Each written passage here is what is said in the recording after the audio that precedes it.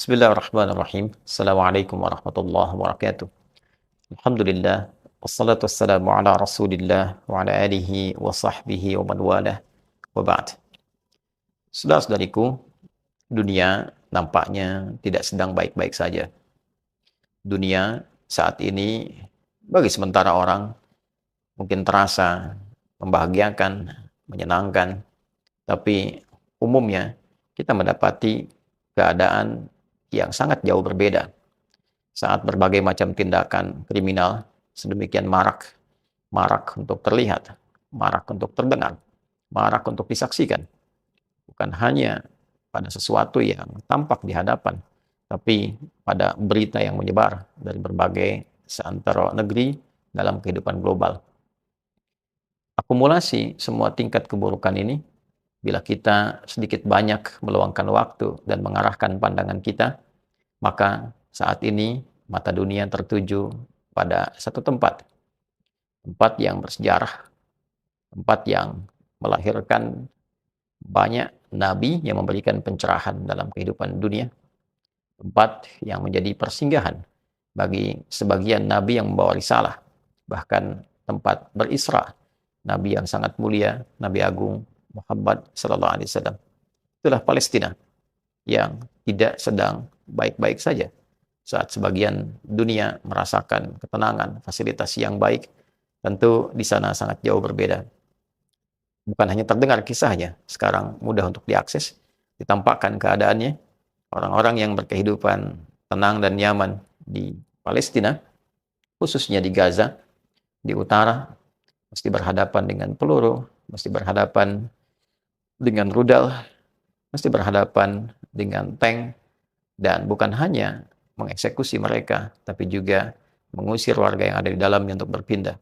Dari utara, selatan pun dipaksa untuk berpindah.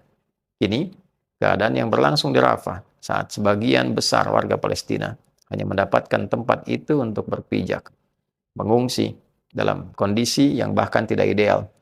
Dalam beberapa hari ke belakang ini, mereka menghadapi situasi yang nyaris sama seperti tempat-tempat sebelumnya.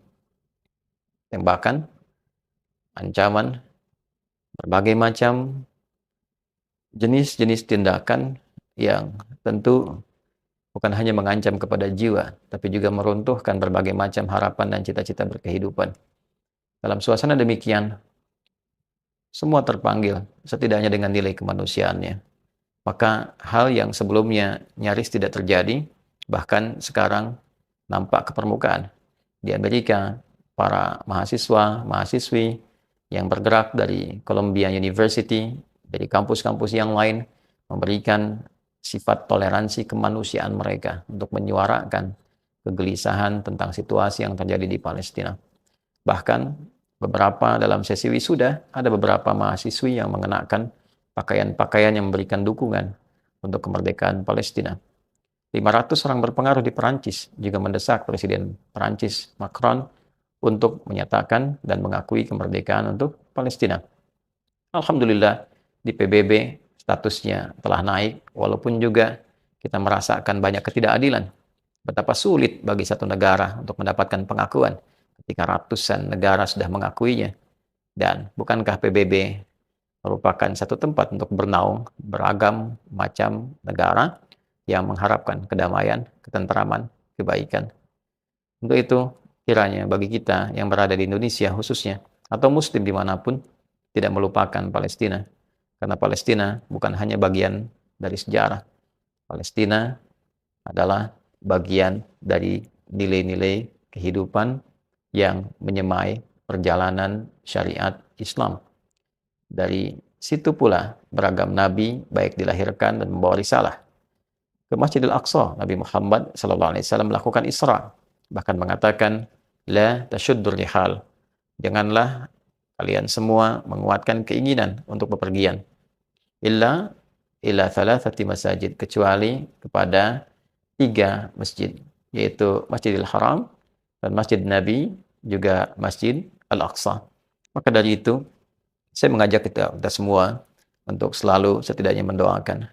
Mudah-mudahan Allah Subhanahu wa taala melindungi saudara-saudara kita di Palestina, memberikan kemerdekaan terbaik, Dan bukan berarti perhatian kita ke Palestina menghilangkan perhatian utama kita pada saudara-saudari kita sebangsa setanah air. Tetap itu nomor satu yang harus kita lakukan. Tetangga kita, kerabat kita yang sedang diuji dengan musibah, banjir bandang, baik di Sumatera, di Luwu, dan lain sebagainya. Tentu itu menjadi prioritas. Namun, tidak juga menjadikan itu semua membuat kita lupa tentang Palestina. Apalagi bila disibukkan dengan hanya polemik, debat-debat pada yang tidak esensial, yang tidak ada ujungnya, yang meramaikan media sosial, yang kita lupa bahwa saat perdebatan itu terjadi, kolega kita, sesama manusia, sedang mengalami tindakan-tindakan yang di luar batas kemanusiaan. Semoga Allah melindungi kita, menjaga bangsa kita. Terima kasih kepada Bu Menlu, terima kasih kepada perwakilan pemerintah di PBB yang begitu kuat berjuang. Setidaknya untuk bisa memberikan support dan raihan kemerdekaan untuk bangsa Palestina. Teman-teman, jangan lupa mengapa video ini dibuat sedemikian kuat. Kita berusaha membantu, mensupport, bahkan kita sama-sama mengumpulkan sesuatu yang mungkin nilainya tidak seberapa. Kita titipkan melalui Basnas, dikirimkan ke sana dalam bentuk makanan. Tapi apa yang terjadi? Bahkan bantuan pun dirampas, dirampok, diinjak, dan di antara beberapa bantuan yang dinistakan itu adalah yang sangat familiar. Pada ingatan kita, pada pengetahuan kita, mie instan yang tentunya di dunia ini tidak akan didapatkan kecuali dari Indonesia.